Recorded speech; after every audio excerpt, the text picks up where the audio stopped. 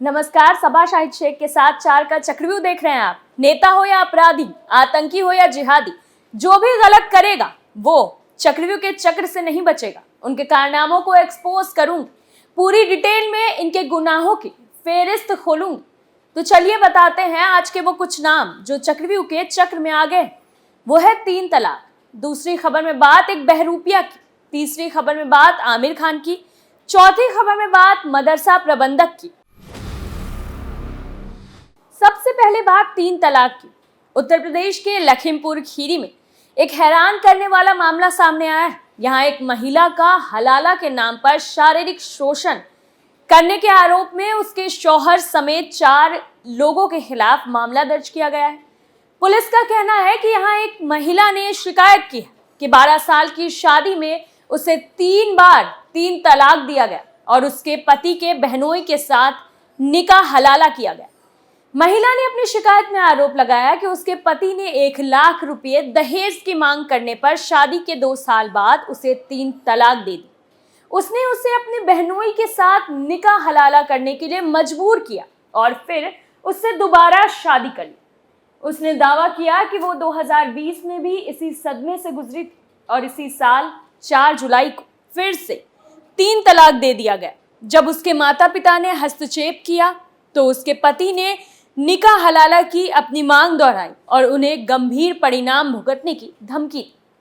वहीं अपर पुलिस अधीक्षक एएसपी नेपाल सिंह के मुताबिक महिला की शिकायत पर उसके पति शाहिद और सास सहित 4 लोगों के खिलाफ भारतीय दंड संहिता की धारा 376 डी 498 ए गैर कानूनी मांग पूरी करने के लिए महिला को परेशान करना, वहीं 323 जानबूझकर चोट पहुंचाना, 504 जानबूझकर अपमान करना, धारा 506 आपराधिक धमकी और मुस्लिम महिला अधिनियम 2019 की धारा 3 और 4 विवाह पर अधिकारों की सुरक्षा के तहत मामला दर्ज किया गया है। मौजूदा मुस्लिम पर्सनल लॉ के प्रावधानों के मुताबिक अगर किसी मुस्लिम महिला का तलाक हो चुका है और वो उसी पति से दोबारा निकाह करना चाहती तो उससे पहले किसी और शख्स से शादी कर एक रात गुजारनी होती। इसे निकाह हलाला कहते हैं। इसके बाद उसे दूसरे शख्स से तलाक लेना होता है। ऐसा होने के बाद ही वो अपने पहले पति के साथ दोबारा शादी करके रह सकती।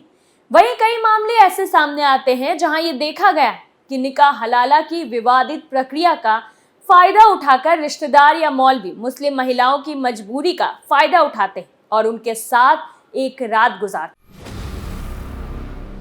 दूसरी खबर में बात एक बहरूपिया की। उत्तर प्रदेश के मेरठ से एक चौंकाने वाला मामला सामने आया है। यहाँ एक मुस्लिम शख्स महीनों से साधु बनकर मंदिर में रह रहा था। वो मंदिर में रहकर पूजा अर्चना करता है। लोग उसके पैर छूते थे और दान देते थे। उसे ये सब करने में काफी मजा आता है। मेरठ पुलिस ने इस शख्स को गिरफ्तार कर लिया है। वहीं इस शख्स का असली नाम गुल्लू खान है, जिसे इसने बदल कर गुड्डू कर दिया था। ये हैरान कर देने वाला मामला मेरठ के दोराला थाना क्षेत्र के गांव मटोर का।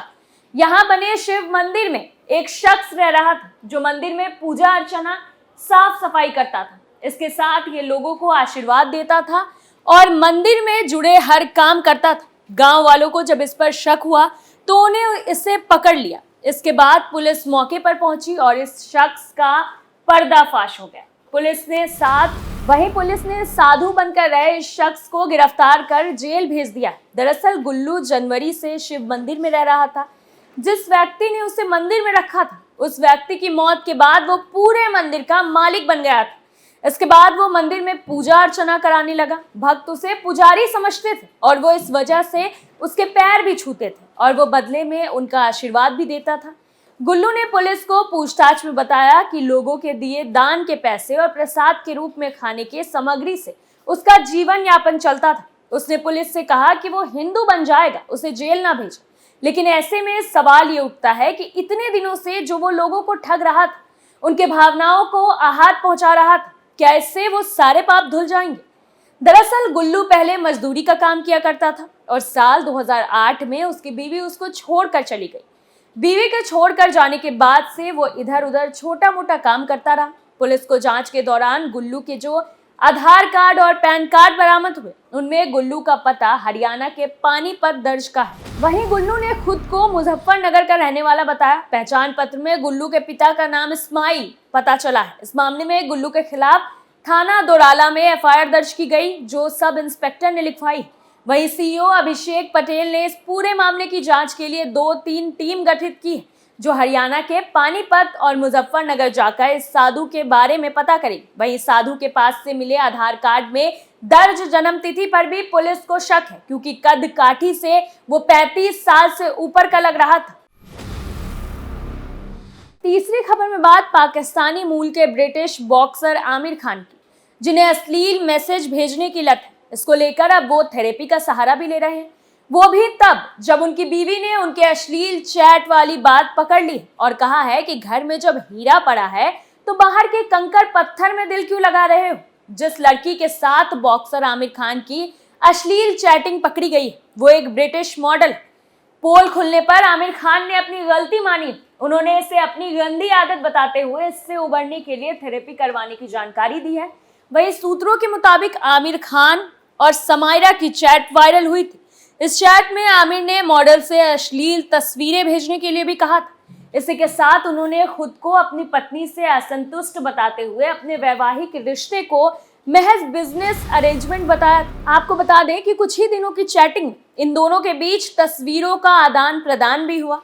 इन तस्वीरों में सुमायरा की एक फोटो ऐसी भी थी जिसमें कमर पर टैटू बने हुए थे। दोनों के बीच फोन पर भी बातें हुई। वहीं अश्लील संदेशों में पूर्व बॉक्सर आमिर ने मॉडल सुमायरा से कहा था कि उनके जैसा शरीर पहले कभी नहीं देखा। कुछ समय बाद सुमायरा ने आमिर खान से हुई चैटिंग को सोशल मीडिया पर वायरल कर दिया। वहीं ये मामला सामने आने के बाद आमिर खान की पत्नी फरियाल मखदूम ने एक सोशल मीडिया पोस्ट शेयर कर सुमायरा की आलोचना की थी। फरियाल ने सुमायरा पर अपनी छवि को खराब करने का भी आरोप लगाया। आमिर खान की अश्लील चैट सामने आने के बाद सोशल मीडिया पर उनकी काफी आलोचना हो रही है। आमिर खान के फैंस ने उनसे इस मामले में सफाई मांगी है। जवाब में बॉक्सर आमिर ने खुद को शर्मिंदा बताते हुए सुधार की कोशिश की जानकारी दी। आमिर ने अपने फैंस को बताया कि ये उनकी बुरी लत है, जिससे उबरने के लिए वो थेरेपी का सहारा ले रहे हैं। आपको बता दें कि आमिर खान फिलहाल 36 साल के हैं। पूर्व में वो बॉक्सिंग चैंपियन भी रह चुके हैं। चौथी खबर में बात मदरसा प्रबंधक की।